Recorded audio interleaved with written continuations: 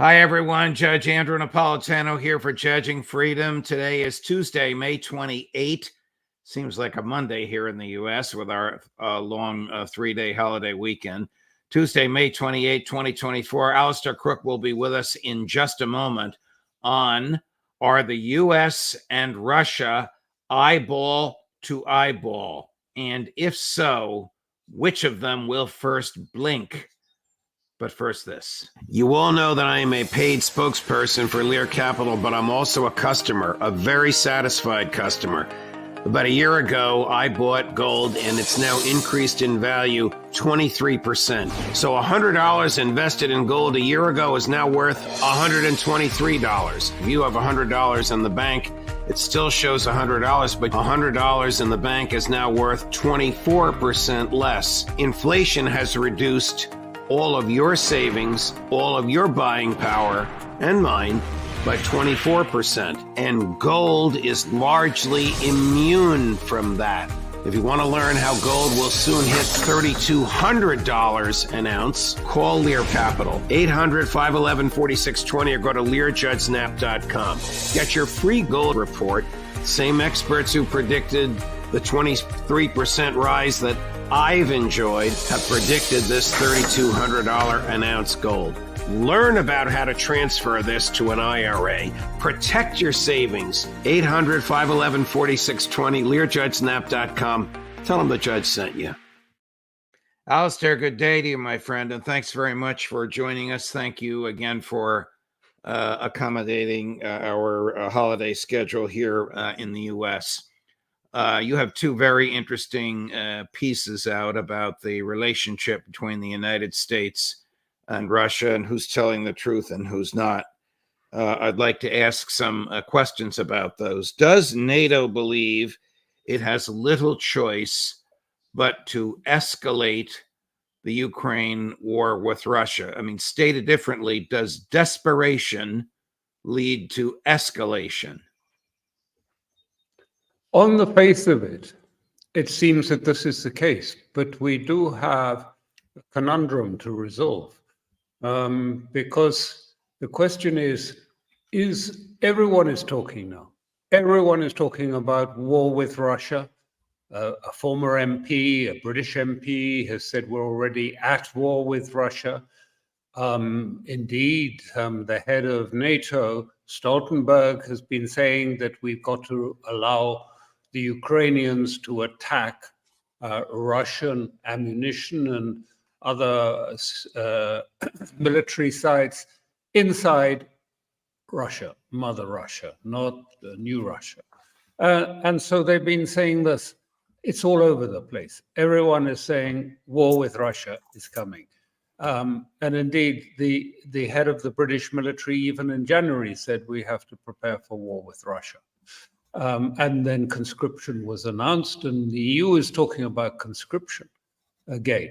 Now, the question really comes down to, and this is one that's very hard to resolve. Now, is this a big deception, or are we really going to go, as you put it, eyeball to eyeball with Russia, full out? Is this going to be really a prelude to a much wider war, even if it's not a nuclear war? Is NATO going to push? Now, the other alternative, and as I say, it's difficult to be sure. Let me just say that some time ago, Jake Sullivan wrote in the New York Times, sort of saying, well, you know, what happened about the weapons of mass destruction in Iraq? I mean, that was an intelligence, deception. And the problem with that was not that it was deceptive or it was a deception on the public. It might have been because it was done for the wrong reasoning. So are we seeing a deception being played to start a war or to stop a war is really the question I was asking in this. Because you can say that walking the edge of the precipice with war could be seen, because we've had also another narrative which is coming up, a narrative which is saying, Putin is saying that he's ready to negotiate, he's ready to accept the present lines of the contact line, the present lines in the Ukraine, and he's terrified because he doesn't want to do another conscription in Russia because that would be unpopular and could unseat him. All of this is nonsense, of course, from top to bottom. That's all fabrication. But the question is, do these two things come together? Are we going to see Europe and America walking the edge of the precipice to say, at the end of the day, well, you see, it worked. Now we have Russia ready to sit down and to negotiate on our terms, on American terms, Western terms, i.e. freeze the conflict on the present lines of conflict, freeze it there, and that's fine, and we've won. Is it just the phase of projecting a new narrative? Well, it's not clear. It's very difficult to say for sure which it is. But there is a lot of preparation, and there's some very worrying signs. And I just want to draw your attention to them because they do perhaps change the context. Is over the last few days, Ukraine has attacked 2 radar sites just over the border in Russia. Now, these are not radar for Ukraine. These are the strategic over-the-horizon radar that Russia has to defend itself against an ICBM attack from the United States. These are long-range radars. They can't even see close to because they're not geared for that. There's a long-range radar to protect Russia against a surprise attack from the United States. This is a very dangerous stage for the Ukraine to do this. If this is partly a bluff, partly an attempt, a deception to try and, if you like, force Russia into accepting to talk on if you like, US terms. It's something that I think is impossible to achieve. I don't think there's any chance of Russia talking on those terms. More likely, it could take us actually into war, very easily take us into war. Let me run a clip of President Putin just the other day. Tell me if you think this is realistic. It's translated. Not sure if that's you or me, but whatever it is, it's gone. In which he's talking about he is prepared to return to the agreement that was initialed in Turkey in 2022. Cut number 10, Chris. What we're seeing now is a resurgence,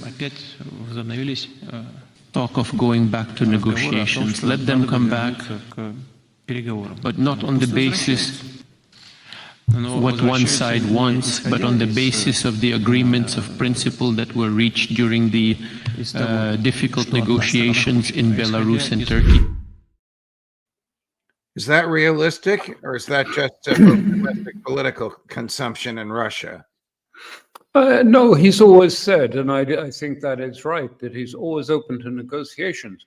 But he does always add 2 things, 2 caveats to it. One, that it has to be done on the situation as it is on the ground today, which is that of a Russian, if you like, coming victory in Ukraine and defeat of Ukraine. So he's saying that it really has to be done on that basis, that they have to accept Russia's terms for a solution. And so that is the first point he's doing it. And he's saying he can't do it with Zelensky because Zelensky is no longer president of Ukraine because his term of office has run out. So yes, he is saying that, but he's basically, I mean, what he means by that, we can take that as the starting point. What happened at Istanbul could be a starting point for a discussion, but it would be on, the terms of the facts on the ground as they are evolving today, i.e. a complete defeat of the Ukrainian state. So here's Dr. Gilbert Doctorow, I think you know him or know of him, opining on what the Russian goals are: denazification, demilitarization, and regime change. I think you probably agree with that, but we'll listen to Dr. Rowe now, cut number 6. Putin's objectives from the start of the war were not territorial gains for Russia, and that is still the case. So I think his statement, his assertion yesterday, this took place during a press conference at his meetings with Lukashenko in Minsk. He answered a question of a journalist in the way that you described, that he would accept a settlement at the present line of conflict. That, yes, indeed, that would mean that Russia accepts a solution that falls short of retaking or taking the entire Donbass. However, territorial ambitions were never part of the Russian game plan. They had two objectives, and they are still underway, and that is denazification and demilitarization. To put it in other words, regime change in Ukraine. That remains the primary Russian objective. Do you agree or disagree, Alastair? Disagree. I disagree because I did not hear one word about saying that negotiations on the present lines of conflict. He said that we could start at the point to be open to negotiations, we could go back to the Istanbul, but he's never said that, and I don't believe it's true, because quite clearly the present lines are very close, if you like, in some parts to the Russian border. And they've said very clearly, we need a buffer zone. We need to push back to the extent that the West provides Ukraine with longer range missiles. So therefore, we have to be pushing further back in order to allow ourselves protection against those missiles inside Russia. And that's what he was saying. So I disagree with that. He's not suggesting that at all. And in fact, they're continuing with the, if you like, what he was saying and what Lavrov is saying is much more serious. He's saying we're coming to the acute phase. And it seems, Lavrov said just a few days ago, on the 18th of May, and he was saying, actually, it seems that the West has taken the decision to go all the way, and that we can see Europe consolidating itself into a position, into a military alliance, and that will have some nuclear component. So when you look at that, you see the fact that they have actually, that the Ukrainians are attacking the strategic, over-the-horizon radar screens, that NATO have been actually looking at, have been exercising a nuclear attack on Russia's borders, according to the head of the security service in Russia, preparing for that. That you see NATO will be sitting down with the Europeans today to talk about allowing the Ukrainians to use long-range missiles directly at Russia, deep inside Russia. And Lavrov was very clear in saying, you know, we will not accept that. It seems, he said, he seems to quote his words, it seems we are already at war with the West. We are already in a war with the West. So it's quite serious. The question is, does Washington really want to just walk the precipice, or is it prepared to go over it and accept that this could lead to a wider war against Russia? I don't believe you see some parts of it. I don't think Europe's in the slightest bit ready for war with Russia. It's divided. It's dysfunctional. It hasn't got the support of the people. No one is supporting conscription. It's divided. Italy is saying we don't agree with NATO's position. Germany is saying it doesn't agree with Stoltenberg's position that it's okay for Ukraine to attack Russia targets inside Russia, deep inside Russia. And so I don't see that Europe is ready for this. So I do think possibly some of this is bluff, hoping to force Putin, making all these threats, talking about war, hoping to push Putin into saying he will agree to some negotiated outcome on American terms, which would be the terms that you just heard from Dr. O, that it would be on the present, if you like, frozen lines, and that there would be a Ukrainian state which would eventually join Europe and join NATO. Russia will never do that, because this is just like Maidan 2014, when after the coup d'etat in Maidan, then we had, if you like, NATOifying the whole of Ukraine in that point. So I think it may be bluff, but it's a very, very dangerous bluff if it is a bluff.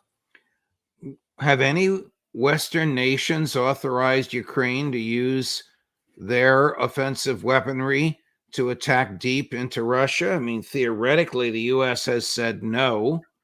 You're telling me the Germans aren't happy about it. The head of NATO isn't happy about it. Whose weapons was used and who authorized it? Or does the head of NATO who said we should consider that? He hasn't said he is. And that drew the criticism from Italy and the Italian prime minister saying, even calling for Stoltenberg to resign. But Britain has said that specifically and explicitly on the record. Cameron said, yes, that it is fine why not? Why shouldn't Ukraine? This is self-defense for them to fire into Russia, right deep inside Russia, and attack targets. And of course, these targets, many of them will not be military targets. These may well be civilian targets, because, this is not new. I mean, Ukraine has been firing into Russia for a year or more. You've all heard, you've seen the pictures from Belgrade of attacks on civilians in the city. I mean, people being hit. There are no military installations in Belgrade. It's just a Russian city. And yet they have been firing relentlessly from there. And I don't think, it's quite clear. Kharkov is a Russian city. Putin has made that absolutely clear. There's no question. He's not going to take it by force in that way, but I think it's quite likely Russian troops will surround it on the rear and on the front, and then they might move down to the Dnieper River and leave, if you like, the Ukrainian forces marooned on the eastern side of the river, and ultimately, obviously, going to try and escape from an encirclement on the east side of the river. So I don't think there's any question that they finished their offensive. They haven't. It's going on. I don't know where it'll finish. I don't know what he has in mind. But at the moment, Russia is preparing for, and Lavrov was very clear about this, that the West has already made the decision. He said this. The West has made the decision to use long-range missiles to attack Russia. He said that. He said, and we will do everything to resist this. And he said, it's most unfortunate the acute stage of this conflict is coming before us. And he said, we are already in war with us. How reckless was it for British Foreign Minister Lord Cameron to have said publicly it's okay for the Ukrainians to use British long-range missiles? And how correct was the former British member of Parliament, Andrew Bridgen, whom you quote in your pieces out over the weekend, that Britain is already at war with Russia? Well, it is at war, and other states are. I mean, because quite clearly, they are providing long-range missiles. They're providing the targeting. They're setting up these missiles. It's not, that they haven't, that the Ukrainians just take them and then manage them. It's not like that.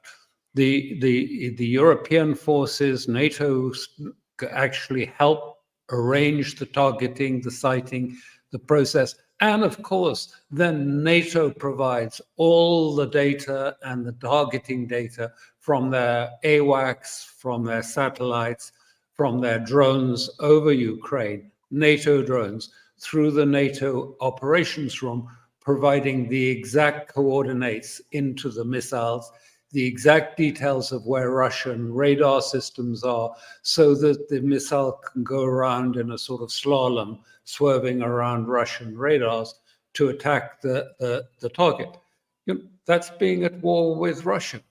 I mean, it may not be full war, but Britain is. He was correct when he said it. Britain is at war. France is at war. It's putting trainers into Ukraine, not in the front lines, but back. They've just announced, the general Sierski has just signed off for French trainers, military trainers from the French forces, to go to the training areas in Ukraine, inside Ukraine, to train Ukrainian parts. So, I mean, we're tiptoeing, but the steps are getting quicker and quicker and quicker towards something much more serious that could easily, where do we stop then? What happens? Because we don't have the ability to crush the Russian offensive in Ukraine. Forget all that about frozen lines. We don't have the ability to stop it. They can fire missiles in at Moscow or at other parts of the system, but Russia's going to hit back. There's no doubt Russia's going to hit back. Then what? Then what? Then you hear those people talking in the States, some of the neocons.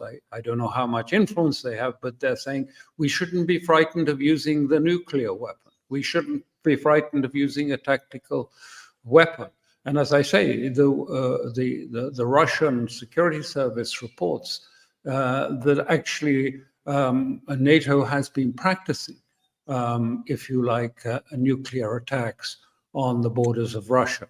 Now, so where is, and again, I come back, this is the question that we, I mean, all of us, including your colleagues on the show, need to address, really. Are we seeing a sort of deception as we saw before the Iraq War?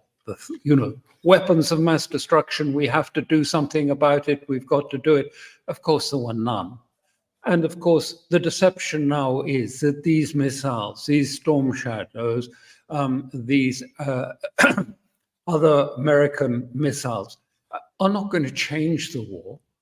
It's a deception that, we've got to do something to put pressure on Russia now, and we need these missiles to change the war. No, it's not going to change, if you like, the situation in Ukraine at all.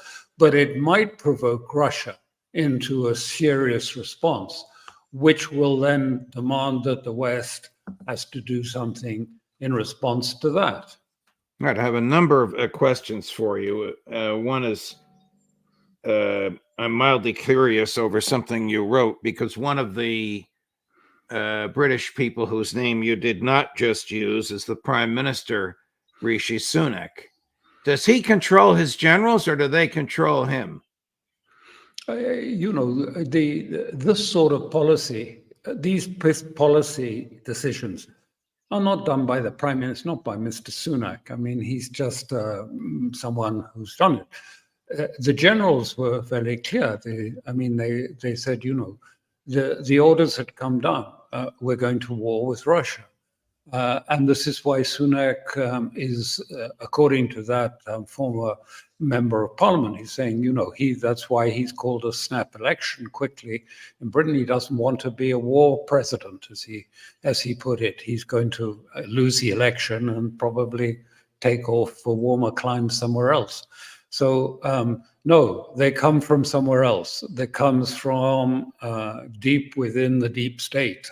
That's all I can say, and it may have wider ramifications. Is it being done because of also what's happening in the Middle East? Is this to, if you like, divert us, to provide some sort of an elephant in the room so we ignore what's happening in Rafah and what's happening in the West Bank, and we ignore these things because our mind is now focused on missiles hitting into Russia? I don't know. I don't know the answer to that. But these are the questions that are being posed by the sudden cacophony of everywhere, whether it's Sikorski of Poland, whether it's Stoltenberg, whether it's Blinken, everyone is saying, well, we have to hit Russia in its homeland now. That's the only way. And what is this for? Is this a bluff, or are they serious?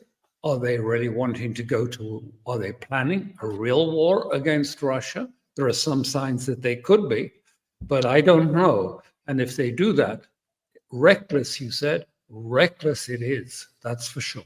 Won't Russia then be free under international law and just basic principles of equity to attack the NATO countries whose weaponry have attacked it? Yeah, they've said they would. They said they'll do exactly that. They've warned France and Britain. They warned Britain, particularly, that they said, if you continue to do this, you can continue to sort of strike us as an act of war, then we are quite free to strike back at you wherever, including, it implied, inside Britain itself. And that's why I think the head of the army in Britain in January said, we need to prepare to go onto a war footing against Russia. That's what the head of the British Army said in January of this year. We need to be on a war footing, and we need Europe to be on a war footing again for war with Russia.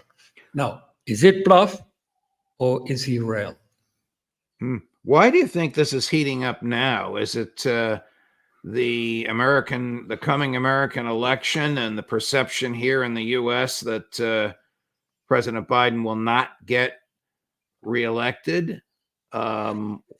Or is it this desperation? I alluded to this earlier when I asked you, does desperation lead to escalation? Not my phrase. It's a phrase from our colleague Aaron Mate. Or is it a perception that Ukraine is on its last leg, and in order to save face, we have to get offensive? Well, this is the big question. Is it an attempt to sort of have a narrative in time for the American election? A narrative which says, you see, we've managed to stare down Putin. We've managed to face off the Russians. And, now Putin anytime now will sit down and negotiate on our terms. And therefore, Ukraine will be saved. And it's a huge victory for the United States. Or is it really coming out of a desperation because they feel that, if they lose this with Russia after this recent, if you like, summit between President Xi and Putin, which produced a really even closer alliance, and because some of America is wanting to move towards a war with China, and they need to, if you like, settle with Russia first. We don't know exactly, but what the Russians are saying is this has been decided. I mean, they're saying the same as that British general said, really, because Lavrov said, the decision to attack us has already been made. How much do they intend to attack Russia is the question, to the point at which Russia is obliged to respond in a very tough and forceful way, or just enough to keep the narrative alive so that when the conventions begin in America in the summer, the White House is able to say, look, our pressuring, our attacks inside Russia have now produced the effects, and Putin's ready to sit down and talk about a frozen conflict. We've won, really. That's what I think. Which is it? I can't tell you for sure. How much of a bond is there now between Russia and China? And are the elites in the West, particularly in the American State Department, naive enough to think that they can still drive a wedge between them? Yes. I mean, this has been the problem that started from the outset, that Biden was told by his team that it would be very easy to dislodge Russia from China and put pressure on him to come, and that it was easy to do that, and you just had to say to Russia, look, China's not your friend. Really look at your border. It's 10 times bigger than you. You know, that you're just going to become a little protege of China. You'll be a Chinese tool. And that's not good for you. And they thought this would be enough to break, if you like, Russia away from China. And in fact, it did the reverse because Putin saw this coming. And so they spent the rest of the year going to the next stage, which they announced a year ago of no limits agreement between them. And then this time it was full on. And Russia was at that stage, the offensive was moving ahead in Ukraine. Before he went to China, China said nothing about that. China understands the situation. America has put missiles into Poland, in Romania, which have a distance of 9 or 10 minutes to striking Moscow, as they are now. If the United States is able to put missiles into Ukraine, as Blinken threatened in January 21, said, listen, no, Biden's, when he said, no, we don't intend to put missiles into Ukraine, that was not true. We are intending to put them into Ukraine, and the only thing we'll negotiate with you is how many. Wow. That's all, the numbers. That would make them within 7 minutes of Moscow, or if it was a hypersonic missile, which America doesn't have at the moment, 2 to 3 minutes. Too late to do anything. So what's going on here? I mean, we have to look very carefully. Why, these missiles were put into place. No one knows whether they're nuclear tipped or whether they're conventional missiles because they're camouflaged so you can't tell which they are.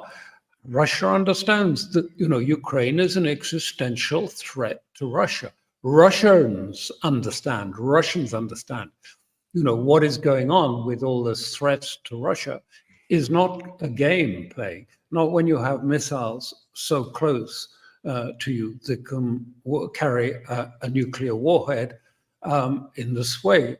This is a very serious threat that is being posed. And it's, as you rightly said, this is reckless in the extreme because this is getting very close to, major war if it's mishandled, if it's played badly. And, there are always unforeseen outcomes to war, in my experience. Always, it doesn't go as you predict them to go. Things turn up, changes happen.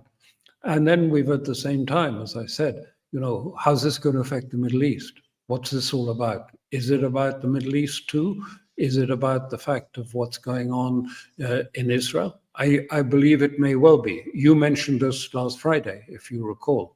You read out an email that you had, which I've seen circulating on some of the channels about an Israeli intelligence officer saying, well, we're going to war, and so Israel shouldn't hold back on some of the more radical moves it's making because, those radical moves ultimately will be judged by the context of a wider conflict that is clearly in the making. Is that right? Is it true? I mean, these are the big questions, and I don't have all the answers to whether it's a bluff. I think partly it is a bluff because I just don't see Europe in any way ready for war. There's no popular support. And I don't really see Americans. Look, it's quite different to be a war president in the run-up to a presidential election. If we're talking about Libya or Iraq, but challenging Russia on a nuclear issue, is that going to be a vote gainer in America? I mean, I'm not American, but certainly as a European, I would think this is not a vote catcher at all to be risking a nuclear confrontation with Russia. I think Americans would say, no, thank you very much, but I don't know. All right. One last question on the Israel front. What do you think will come of the events in Gaza yesterday, where the Israelis claimed they wanted to kill 2 Hamas leaders and they slaughtered 45 innocent civilians in a refugee camp. And Prime Minister Netanyahu, of course, says it was a tragic mistake. Was it a tragic mistake, or are the IDF just trained to kill everybody? I suspect those two Hamas members were just, as we saw with the Lavender process. They've been studying or been given the WhatsApp links between people. I have all sorts of people, I'm sure you do, on your WhatsApp, or others have it on their WhatsApp. They're not necessarily part of our, circles, or we're necessarily close to them. But I'm sure, because Hamas, the main team, is 70 meters down. They communicate by riding motorcycles up and down the tunnels. They don't use cell phones. But I mean, maybe they found two people. I think the scenes from that were hideous. I don't know how much of it you've seen in the States, but even the bits we see in Europe, terrible. Burning babies, headless children. I mean, awful, awful sights. I mean, not for the, it's not Headless before. children. The IDF decapitated. No, they were just babies? burnt off. They were just burnt. Just as a sort of, burnt out corpse of small children and things like this being held up by the shoulders, and the headers come adrift. I mean, they, because they were burnt alive. Most of those people were burnt alive in this thing. I mean, if you're going to fire 1-ton bombs or whatever it was, they say it was maybe 800 kilos. There's no difference. I mean, into a tented city. I mean, this is what's happening. You raise the important question, and I think this really gets to the bottom of this. Was this, a deliberate defiance of the ICC, the ICJ, of Western opinion, because Israel is going to move to a bigger conflict, a wider conflict, and in this context, what it's doing in Gaza might get forgotten in the wider mayhem gripping the world in other places. This is a really key question to ask ourselves of what is going to be the future of Gaza in this context. Is it a deliberate act of defiance because they plan, if you like, the second Israeli war of independence, which is going to be apocalyptic in some respects? And therefore, what happens in Gaza today, yesterday didn't matter in the meta history of things, as some may regard it. I don't know whether that was the case, but if so, we're in a very dangerous situation. The understatement of the era, we're in a very dangerous situation. We'll leave it at that.